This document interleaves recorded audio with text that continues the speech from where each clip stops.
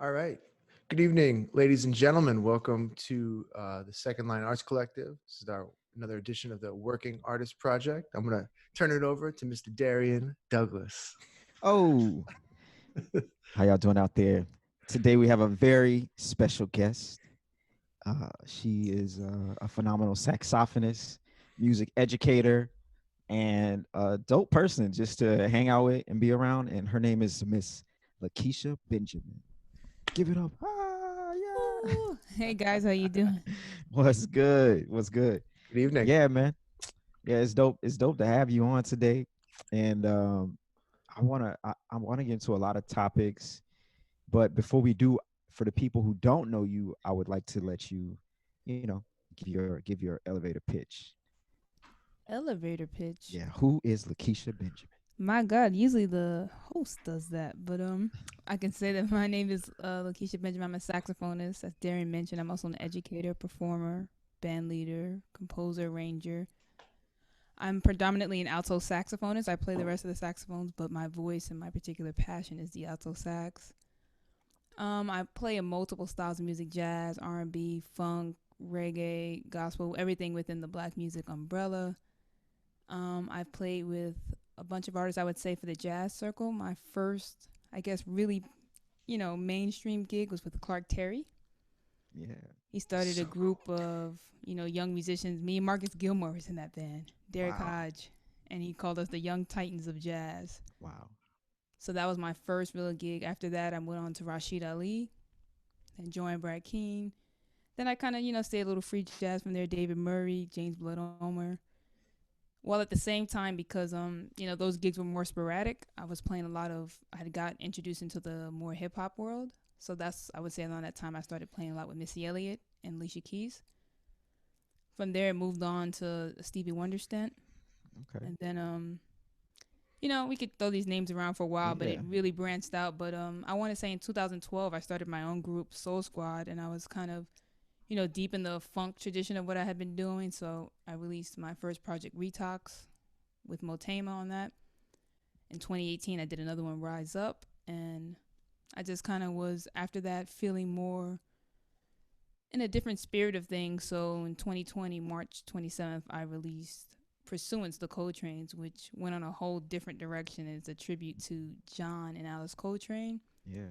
and you could say co-tribute homage to all the elders, and whether they're 80, 90, or 50, that have come before and have been paving the way for the younger generation and deserve their credit while they're here.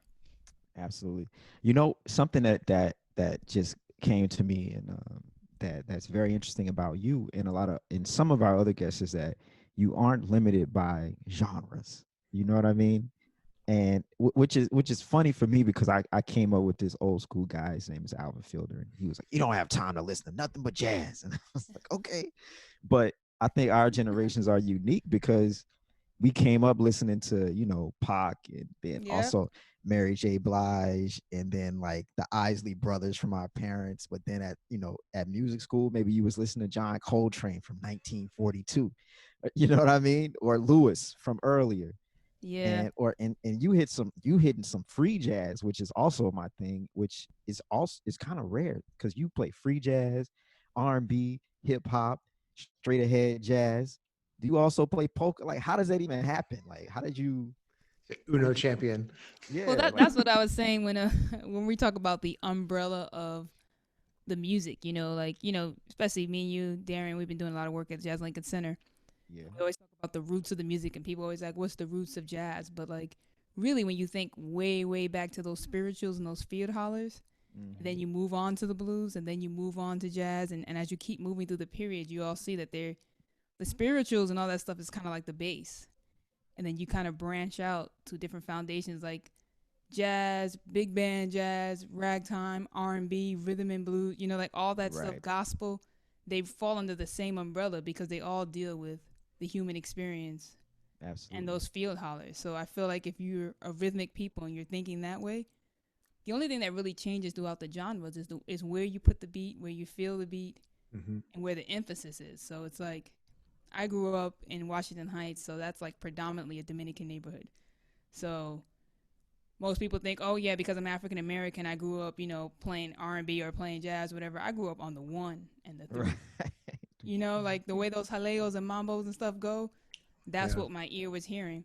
Right. But I was also lucky that I grew up in like a multi-generational household. So Can you talk a little bit more about maybe some of your like formative years as learning how to become a musician? I know you went to an arts high school in New York. Did you go to the LaGuardia School? yeah, I could put them all together. So like I started playing off, let's say like 10, 11 years old. Recorder, then I moved to saxophone. And in my neighborhood, it was predominantly Dominican. So my band teacher had given me, he was giving us like rehearsals 4 days a week after school. And the other days we were doing gigs around the neighborhood. Whether we had a gig or not, he was setting up the speakers, tambora, timbales, everything. And we were out there rocking for 4 or 5 hours until your chops are bleeding. Mm-hmm. Wow. So in those early days, I started playing with a band called La Banda Gorda, which is a very, very famous like Dominican band. So the saxophone role in that band is kind of, even when the rhythm section stops, they all start clapping and the sax keeps the beat. Because I remember once I did a gig and I stopped playing because I was just tired. The entire party turned around and looked at me. The audience, the band, everyone stopped. They're dancing, laughing, everything, and stared at me. And I started laughing and played it off and kept playing. And they were like, hey! But they thought it was a joke. How old are you when this I was happened? probably like 12 or 13. And I was like, I killer. learned then, like, do not stop the party. So from there, I did go off to LaGuardia High School. And that's when I really got, I think things started branching out for me. The director was a guy named Bob Stewart. Okay. Mm-hmm. At the time, he's a tuba player, but he was playing, with Brass Fantasy, Lester Bowie. He was playing jazz too, right? He was the jazz band director, but Yeah. the situation when he accepted me, I told him I hadn't played any jazz, but he was like, you're going to be in a jazz band. Wow. And because he was in all these big legendary people's bands, they were rehearsing at our school. So Nicholas Payton's Louis Armstrong band, they were rehearsing there. Greg Osby was rehearsing. Steve Coleman was rehearsing with us. Sam Rivers' big band was rehearsing. So in terms of the avant-garde school, they were like literally coming to my door. The World Sax Quartet, I was going to their studio sessions to like, sitting next to Hammy at Blewett like, Wow. can I stay here? So I think early on, the first real jazz that I got, besides the little Duke Ellington, essentially Ellington education that was coming through, was it's either this, it's swinging this way, or you're free to go. So it was, I guess if you're a child, it's pretty liberating to know, like, either you swinging in the pocket, like, the way your family does, or just go to the moon and we'll see you when you get back. So those are the beginnings. That's what's up. And that makes a lot of sense. Like, now you just open the whole, like, because I watched some of your shows on YouTube, and I'm like, this is crazy. Because one thing I noticed is you keep the party going on your sets, yo. Like, you're like, there is no dead moments. You like hyping the crowd up, kicking the band's ass. You like, yo, let's go. Everybody, the drummer's sweating. It reminds me kind of like, how like James Brown. Oh yeah, generation Totally. they whooped the band. Like, it ain't no breaks. We here to play every note. And like, if y'all ain't never seen Lakecia show, you got to go see it. It ain't no regular jazz show. It ain't no sleeping grandmas in the front row. I can promise you that. Well, I kind of feel like, you a drummer, the drive and the groove is going, and you work so hard to get, to build up a solo, you work really hard to get to that point. Absolutely. And I feel like a lot of musicians are focused. It's so, we let me get a drink at the bar or whatever. Yeah. That you lose the intensity. I'm like, we work so hard to get here, brother. Yeah. Like, at least let's just ride the same level. Let's not constantly be roller coaster riding, unless that's where the music is taking us. But it doesn't really take me there. I'm always like what is that called? The Batman ride? That's what I'm on. Or the Batman just shoots you up. Yeah, I'm always trying to go up. If I come down, the gig is over. I'm like, all right, thank you for coming out. Man, I appreciate that. It's so funny that you studied with Bob Stewart. Bob Stewart has like a New Orleans connection too, because he was down here for like a couple summers at the Louis Armstrong Jazz Camp, and he taught me for a couple summers, and I'll never forget. He was so cool, so nice, such a friendly dude, and he was good friends with Kid and Alvin Fielder and people like that. So that might be he brought Alvin Baptiste up to like give us some lessons and like work with us. That's Greg's mentor. Man, so I sat next to him many a time. Like, all right. We played some of his tunes, and he was wailing like as a little. I remember as a teenager, he'd be like, "Listen, girl," and like really trying to get me on the phrasing. I Yo, love, that's crazy. man. It makes me so happy to, I've never met you before, but to know that we have that connection in common, and it makes me feel so like I'm doing something right with my life, and also it's a testament to also like the way these guys live their lives in terms of sharing their gifts and keeping the traditions going, and always making their knowledge and experiences accessible to young people. The Yeah. cool thing about Bob and LaGuardia is that the summer vacation is off, right? So he made you go out and find a stranger in the park and play them. And you had to get them to sign the note that you played, what song, and say the day. But when you came back to school, you come back with your notes. Okay, I played in the park. I went. Yeah. He would post up all the posters for all the summer jazz festivals he did. So if Wow. you're a young kid from the hood and you're like, "What's that?" He's like, "That's the North Sea Festival." Where's that? That's in The Hague. And we're like, "The Hague." And he Wow. would just show us all these places, and he had like a world map. He'd be like, "Look, this is here. This is where you are, but there's a whole nother world outside of here." So it Mm. kind of as a kid got you. Yeah. He even sent like one of our like older students on a tour to sub for him. So the guy came back and testified, "Oh, I bought McDonald's," and we're all like, "Wow." So it really like like okay, one day I'm gonna get this Bob Stewart thing Yeah. together. Yeah. That Oh, that's amazing because people who don't grow up in the hood don't realize that when you grow up in the hood, you only know the hood. You know what I mean? You know Germany exists. You know North Sea exists, but you don't have any real representation of that in your community. So when somebody in your community comes and says, "You know what? I last week I was in Germany." And then you start thinking, "Yo, I can go to Germany." But everybody don't have that opportunity. You had it, a few other people had it. And it's important for that to happen. And it's also important for people like us to push that forward into the next generation so that people without the opportunities will know that they can. yeah. You know? Absolutely. Yeah, that's deep, man. Yeah, so I'm curious. Like, I want to get a little deeper into like music education and like the ethics of music education and where you think it stands right now with tuitions and things of that sort in especially in this COVID environment. What would you tell some of our young viewers right now to do with their talents going forward?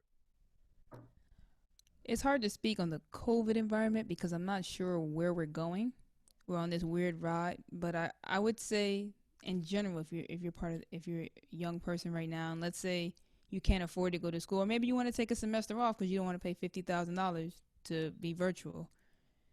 So there's ways to speak about this as an educator. Like, I don't want you to take off. I need my check, but in Right. in real life, I definitely would recommend taking some time off to yourself, depending on how the program is working. And if they are flexible and they have very good teachers that know how to work the virtual thing, and you're already finishing out your sentence, then I would go ahead and do that. Wow. But I would advise young people right now to. I always say this: women, men, whatever you are, get a mentor. That's the first step. Someone that like almost ride or die. Like, you're going to their gigs every night. You're talking to Mm. them on the phone. Especially if you're a female, it's like these jam sessions are happening 9 a.m. to 3 a.m. Somebody that's gonna be at the jam session with you, hanging out with you, that can teach you the etiquette. Just you got somebody that you're safe with. There's somebody you can be with. Mhm. Some of my teachers, when they had gigs, I was there watching them. I got to see how they ran the band, how they made the arrangements, and then they would call me up, so I got to firsthand experience that fire, the drum, the wind of the drums knocking you. As a horn player, until you start playing people, you don't know what that wind feel like. Yeah. When you get up there and the rhythm section has like a steam behind them, So I Mhm. would try to get as much experience as possible first, and then if you get the right mentor, they can help you with your branding, your image, the way you utilize your social media. We live in an environment now where everyone's like really digital, and we got to get the COVID, we got to get the right mic, we got to get this, but we had to get that before anyway.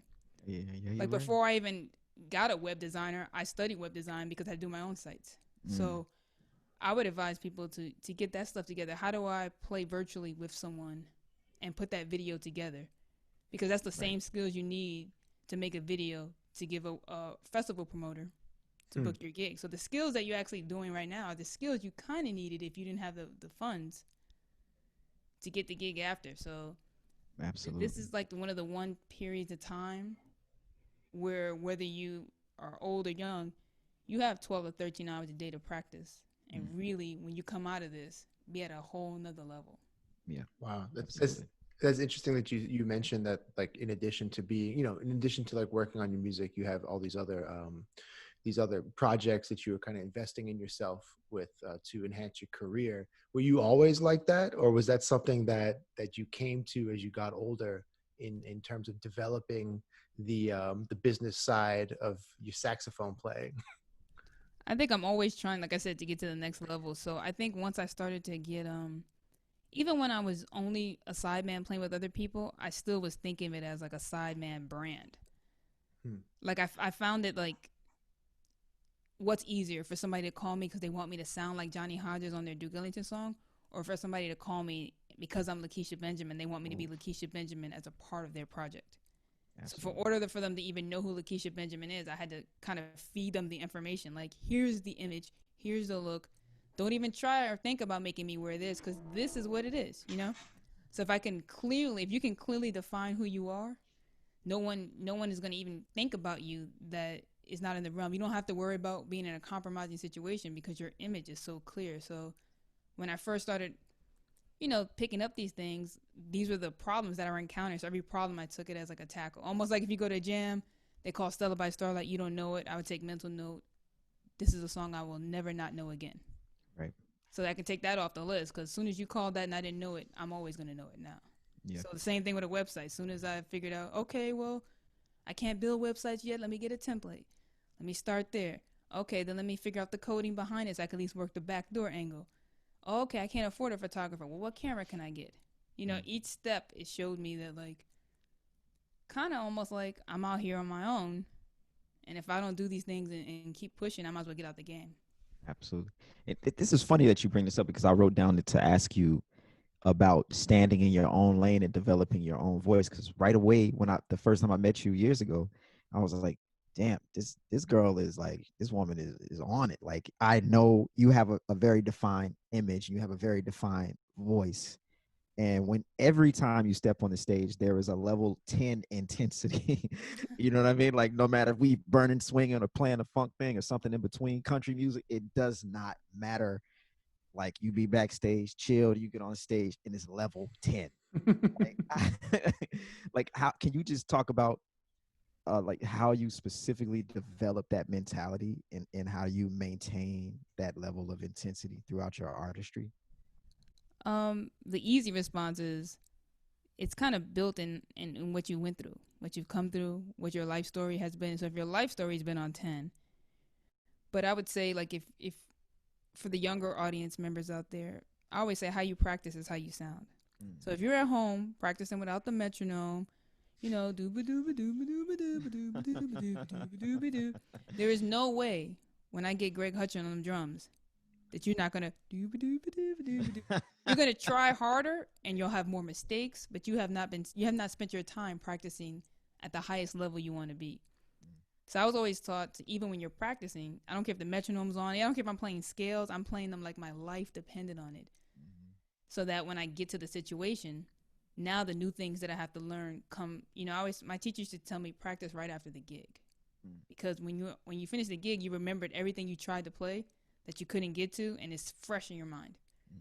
It's not like weeks later. So I always tell people, practice what it is that you want to play. And I also tell them, like, you got to go out there and live some life. You know what I mean? If every time I play, I think of it as I'm constantly crying out to God, like a begging, pleading kind of vibe. So the reason why it sounds so urgent when I'm playing is because that's what I'm always spiritually, like, God, like, please, that's, and I don't care if it's a ballad, that's the feeling that I'm having the whole time. Like, I'm just grateful to be able to have the gift. So right. Part of it is like who you are and living life and appreciating that. But another part of it is, do not practice anything out of rhythm. You can do your long tones, but I always tell people, your whole life for a long time, and even to this day, I'm in rhythm. Yeah, absolutely. If I got to slow it down, I got to slow it down. But music, all with other people, happens in time. Right. I don't care if it's free jazz or whatever, they're in time. Yeah, well, everything in life is in time. You know what I mean? Like, everything. So people got to to remember. It's a horn that. player thing. Horn players like to, just play the ballad and hear the fresh sound of their notes and Yeah. like nothing is happening. Then when they give it the band, it's all fumbles, and I'm like, Right, dude, right, just playing time. Yeah.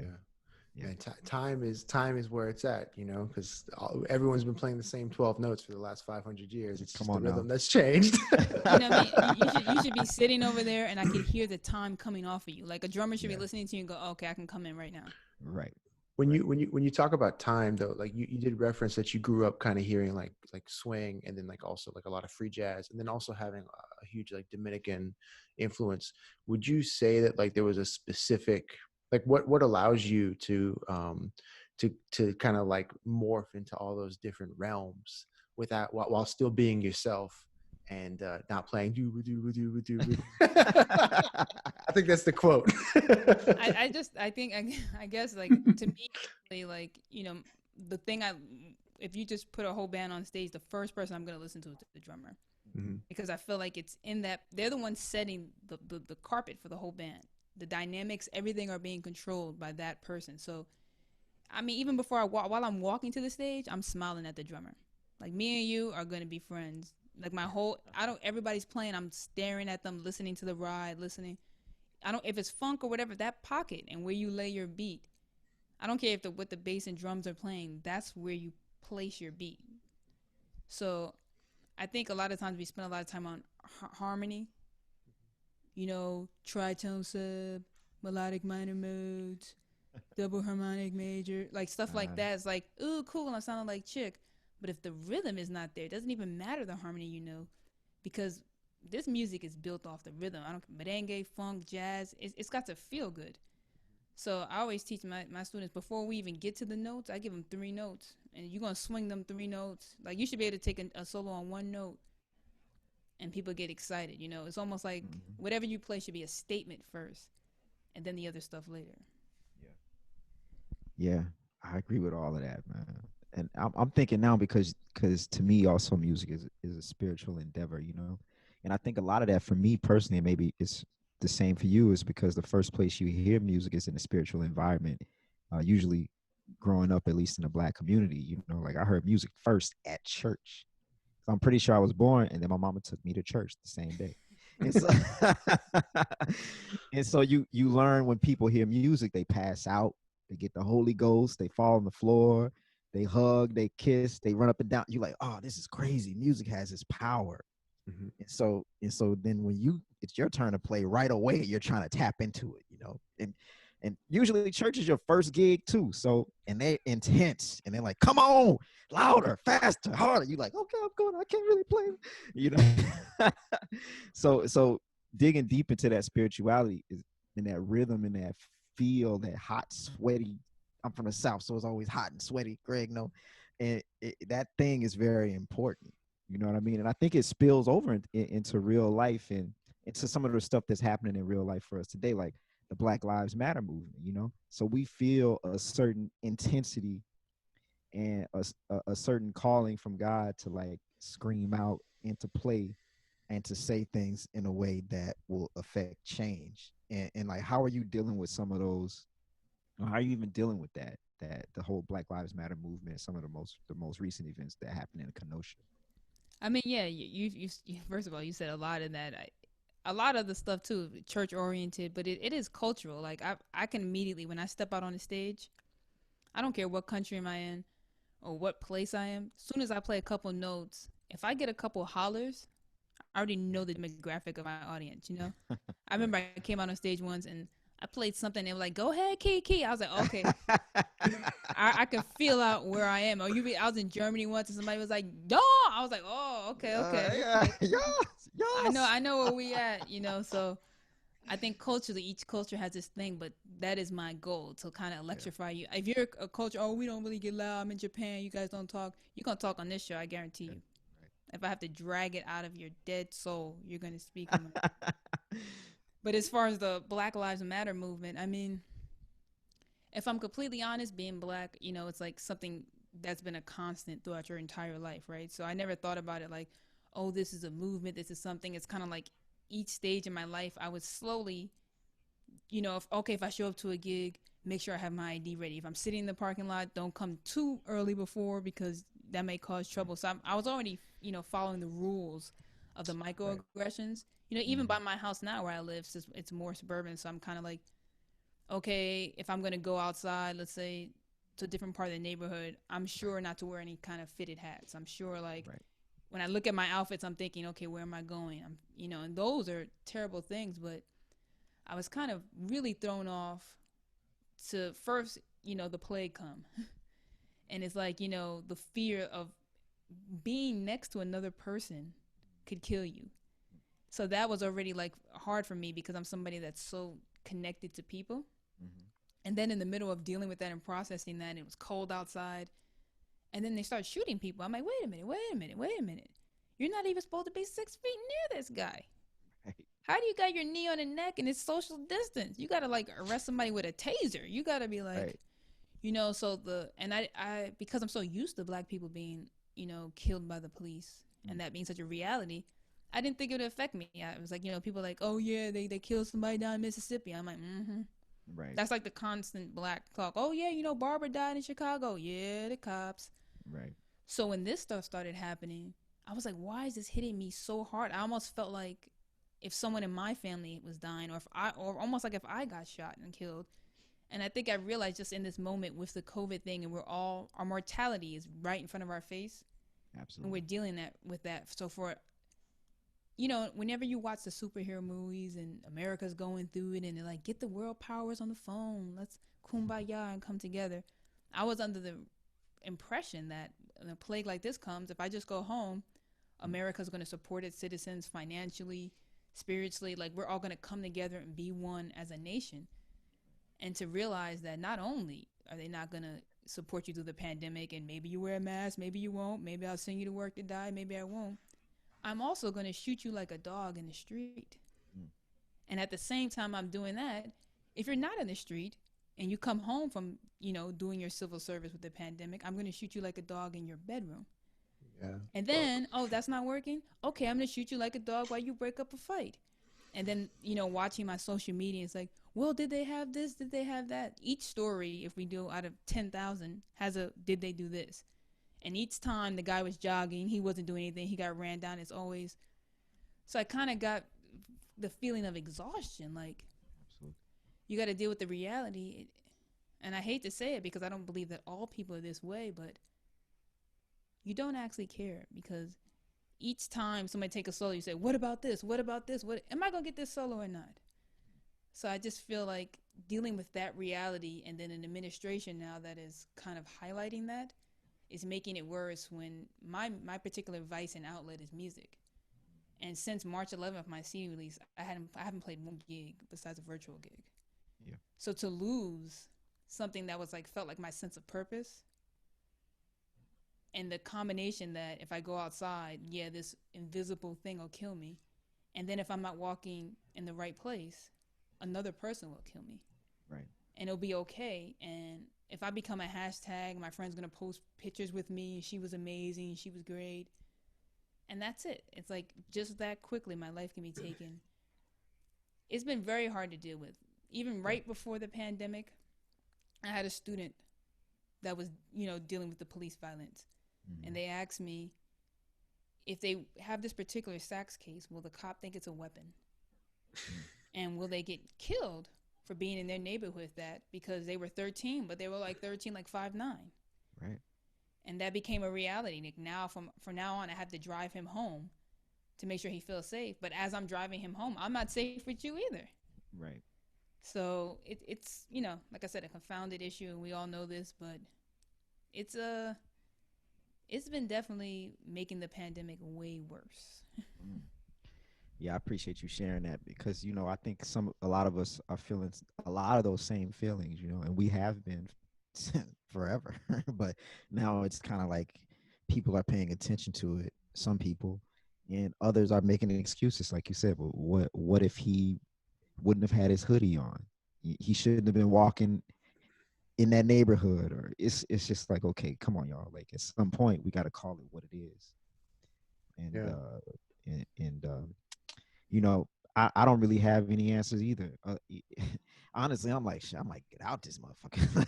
like, cause it's like, man, I'm about to have a baby, you know, in any minute now, and it's just like, wow, man, like, is this the right place for me to raise my family? I mean, America, you know, and I that's mean, it's hard. I mean, because I saw Doc Rivers the other day at the end of the game, right? When he did that long speech about like just pleading with America, like please, like we love this country, for the love of God, just stop. Like, I don't care if you knock my man out with the back of the Glock, like just please stop. And it's I think it's more excruciating too to watch your peers online, you know, posting the pictures and whatever, and you just really know that each time they post something, even though it's like showing the hypocritical nature of things, yeah, they're showing it because they really are begging you, like, please care.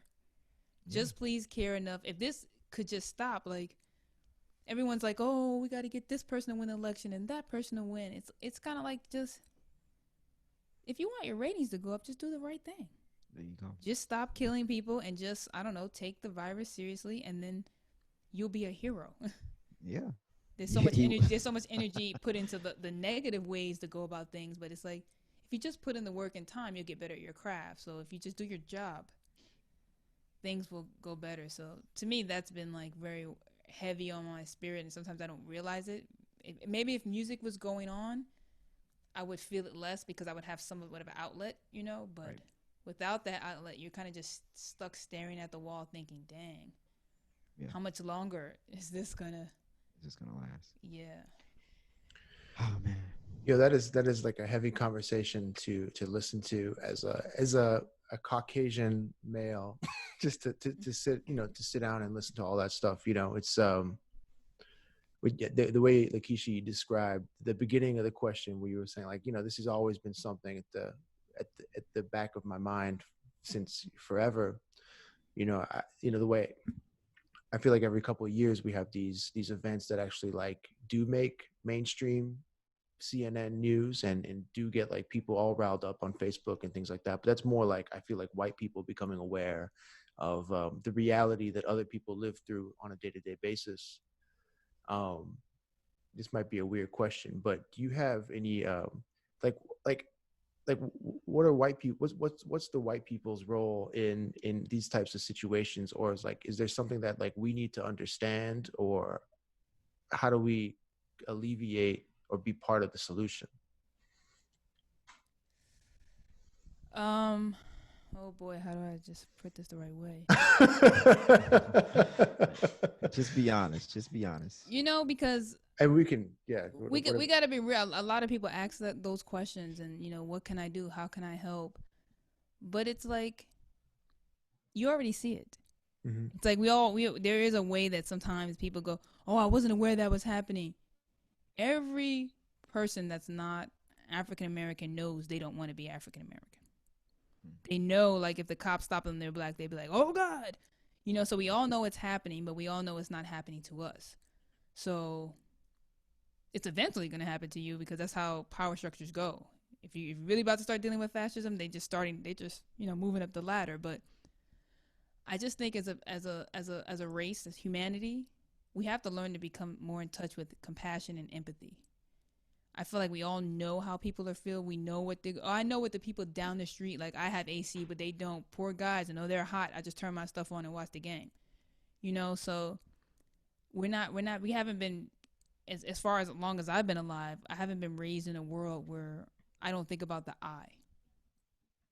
Most people don't speak in we. They don't think about we. It's just, you know, go out there and grind, get your thing. You know, people see you. I see what you're doing. You're doing big things. And you try to hook up with people doing big things, not because you even admire what they're doing. You just want to be doing big things as well. So I would just advise, as a society, we start focusing more on each other. And even through this pandemic, it's like, I know if I don't wear the mask, even if I don't die, I may hurt you. And even as a nation, we're having a hard time with that. Mm-hmm. So it's like the little focal points. I just don't buy that. White people, what can I do? I don't know what to do. You guys know what's happening. We all know that the poor Indians done gone down. The black people getting lynched. Oh, kumbaya. We all know that this is happening, and we just pretending, I don't know what I can do as a white person. You know it's happening. You just know it's not happening to you. And maybe you have black friends, maybe you don't. And maybe if you really, really, really search the core gut of you, you know, like, this is working for me and helping me. And if you can wrestle with that feeling, like, I know people, some gigs, they only call women musicians. Like, we really want a nice woman look. If you wrestle with that feeling, like, that's not fair, but it's helping me. And if you can slowly, like, just step by step open the door. It's like we got a whole country right now I've never seen so many protests in every city. And now we're at the point where the Black Lives Matter, the pro-Trump, they're fighting each other. That's like, if you really look at humanity, that's like a really thin red line from Civil War. We're right on the edge of, like, if the wrong event happens, if somebody gets killed just too innocently, just forget, like, you can't argue any points. They're just standing there and they get shot. The whole system will blow up. So I think it's just better to pull it back before we end up in a place of chaos. And then we'll be like, that year 2020 when humanity killed themselves off. Yeah. I was having a conversation with my mom yesterday, kind of like what you were talking about, but it's like, man, it seems like everyone's emotions are on level 10 right now. And we were talking about the election. I'm like, man, it doesn't even matter who wins, because half the population is going to be like on level 10 freak out. Like, if Trump wins, you got half the country is going to freak out. And if Biden wins, you got the other half of the country is going to freak out. It's what I always tell musicians that are jealous of other musicians. They see, oh, I have a gig. Lakecia doesn't deserve that gig. I play better than her. I'm Coltrane. I can play Countdown. She ain't got Countdown on the CD. Where's Countdown? Play the real Train stuff. There's people that think like that, and there's other people that think, as long as Lakecia Benjamin is working and not in town, there are other opportunities for me. Right.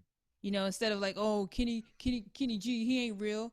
Yeah. He exposed the saxophone. If Kenny Garrett's on the road, last thing you want is all of us in town, like we are now, looking at Smalls like, can I get a gig? Who's going to get the gig, Kenny Garrett or you? So it's like you want a plethora of work so that your teachers can't even take the work, and they have to send you, and you can't take it. Well, I'm so busy, let me send it to this person.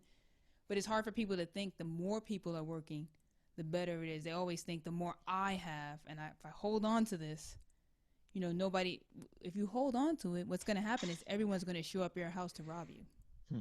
Because you're the only one that has it. Yeah, I love what you just said so much. I had that realization too. That's how I got the gig at the Uptown Jazz Orchestra and met Darrian. One of the cats got a gig with Raphael Sadiq, and he was out of town, and I got bumped up, and that was my realization. Was like, man, look, I hope you get that big gig, because when someone gets really successful, everyone moves up. You don't know what call you are. You okay, yada yada, whatever. If Charles Mingus is alive, Charles Mingus called me. I don't know if I was the first call or if I was the 12th call. I just know I got the call. But, there's a whole bunch of, I could post about the gig. Oh, yeah, look, I'm playing with Mingus. And 12 of the alto players be like, yeah, but I wasn't free. So it's like. Yeah. Bitter jazz musicians. That's right. Listen, you just plugged your record, and I want everybody to know about it.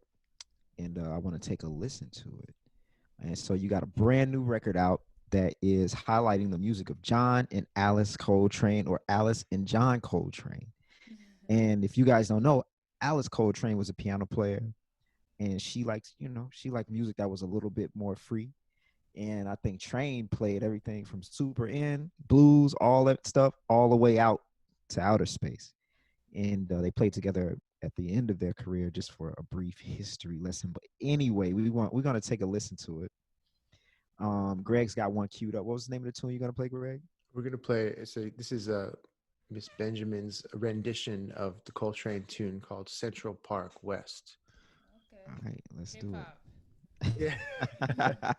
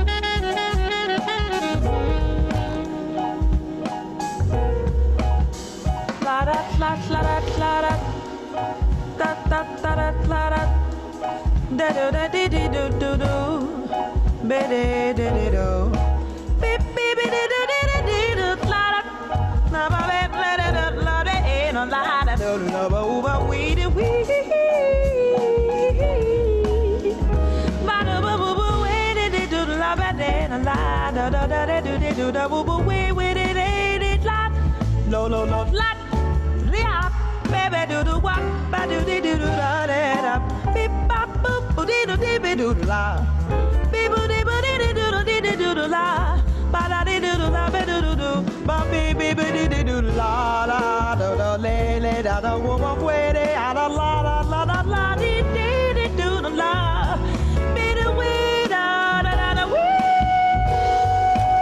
get da do do be do dee da.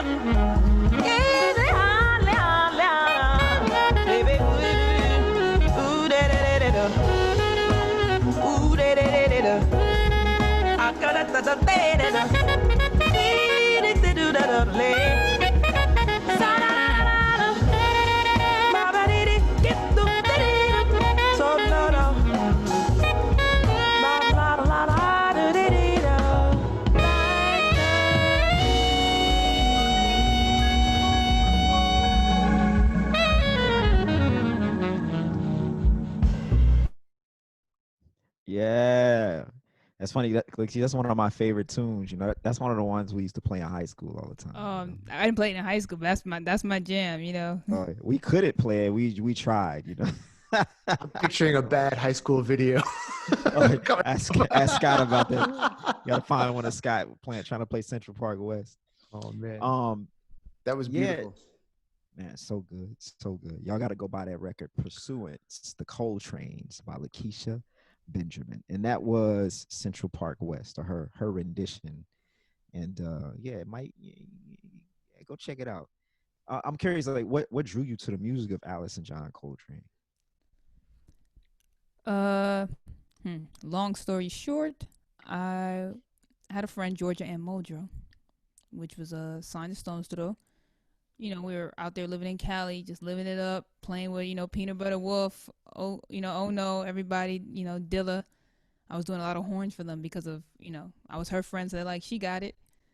And one day, she played me an Alice Coltrane track. We was going through everything. We were going through Al Green. Oh, listen to Sly and the Family Stone. We're just going through them. I was like, girl, you got the jams.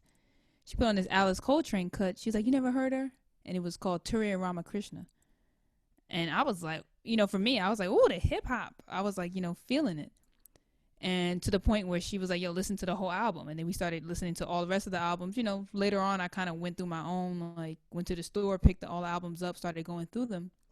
And I opened one of the booklets. And, back in the day, you open the booklet, check out who's on the record. And I used to check out who's on the record because I'm like, if I'm going to get your record too. Mm-hmm. And I saw Pharoah Sanders, Joe Henderson, Rashid Ali. I said, oh, I'm going to call Rashid about this. And I'm looking at it, and then I see somewhere in like what looks like oh, can you guys see me still? Now we lost you. Oh, hold on. We can still hear you. So maybe I'll still go until we get the video back. Yeah. But I see It's back. Oh, really? Yeah. Maybe my battery died. But I see what you call it? Some in the notes it said John Coltrane. Mm-hmm. So I'm like, John Coltrane? Maybe she got a brother or something. So I hit Google, see what he plays. And when I look it up, I'm like, oh, this is clearly not the brother. And as I'm checking that out, I'm like, wait a minute. And I literally, went to his discography and saw the albums. And I was like, okay. So I went down to Tower Records, piece by piece, and started from the beginning and went all the way to the end. So once I got to the end, I was like, it was almost like I went through the journey of watching them come together. So when I get to the end of it, I was just like, oh, you guys are kind of like on the same street, just walking parallel. But you're going to the same place, but you're going to, different roads. Right. So that was my introduction to both of them. Okay. Yeah, John Coltrane, for me, and I'm sure for most jazz musicians and some of y'all who not jazz musicians, is an important figure in the music, because it was like the first music that I heard. I was like, yo, like that's it. I want every gig to be that gig, because you could hear that they loved each other, and that they were willing to take all the chances, Yeah. and even when you listen to him before he got his own group, with Miles and some of those other folks, or even some of his beginning groups before Elvin, you're like, man, like it's something else that I can tell he's pushing, and as soon as he got with Elvin and them, it was like, all right, yeah, bro. And Gary Bartz told me, like, to me, the story that to me sums up Train. He said that back in the day, the cops used to come around and, not killing people, but they used to come around and giving tickets to everybody that played after their club was supposed to close. So if your club closed at 4, they waiting outside at 3:59. Wow. So they knew that when John Coltrane played, this is where you want to be, because this man ain't gonna stop at 4, and you're gonna need a ticket. So the club owner was like, "Listen, Train, tonight we gotta end at 4:00." And no problem. Cop is out there standing just as normal. They shut it down 3:59. Cop can't give him the ticket, so they clearing out the club. He said that Elvin and Train take the drums to the basement. Wow. And they go down there, and he said, "What you guys about to do?" He said, "We about to finish the gig." And Gary Bartz told me he was an audience member, so he's already sitting there blown away. He don't really know Train like that, high and by, but not like a dog. And he watches this guy go to the basement and proceed to play for like ever. Wow. And we don't even know what time they got out of that basement. So imagine playing, shedding all day, then playing this gig from like 9 to 4 or something. Right. Then you're like, it's not over. So you get home at like 8. What you gonna do? Sleep and then be back at it? So to me, that just describes the dedication and the spirituality behind. This ain't no job to him. This is the direction. Yeah, absolutely. I'm going. Absolutely. See, I think we should end it right there. That's the essence of all creativity, I think. And it's like, it's not a job, and also it never ends. Yeah. It's the lifeblood of humanity and society. And some of us have forgotten that, but you haven't, and neither did John Coltrane, and Greg is right on it too. That's right. Alvin Baptiste too. Mr. Bat, man. Mr. Bat. Yeah, but yeah, Lakecia. Once again, we got Lakecia Benjamin on the show, and yeah, she was just simply great. I'm Darrian Thanks Douglas. for having me, man. Oh man, listen. And congrats on all, any second now. All right, any second. You're right. She might be having a baby right now. I'm in here with y'all. I thought it was happening when the camera came out. I was like, uh-oh, that's a sign from God. You got a 2-minute warning. Yo, Lakecia, it was such a pleasure getting to talk with you. I really appreciate you being totally straight up, honest, and transparent about your feelings, and you shared some vulnerable thoughts, and you didn't sugarcoat anything. So I really appreciate that. Oh, it was all sugar. Don't worry. It was, yeah, but it was sugar. You're right. It was totally. So, and also congratulations on all the amazing things that you do, and you're a true inspiration to me, Darrian, and a whole generation of musicians. So keep doing what you do, and we wish you the best of luck forward. Oh, thanks, man. Hope we can play when it all settles down. That'd be killing. Absolutely. I'm Darrian Douglas. I'm Gregory Agid. Thank you so much again, y'all. Yeah, this is the Working Artist Project, and we'll see y'all next week.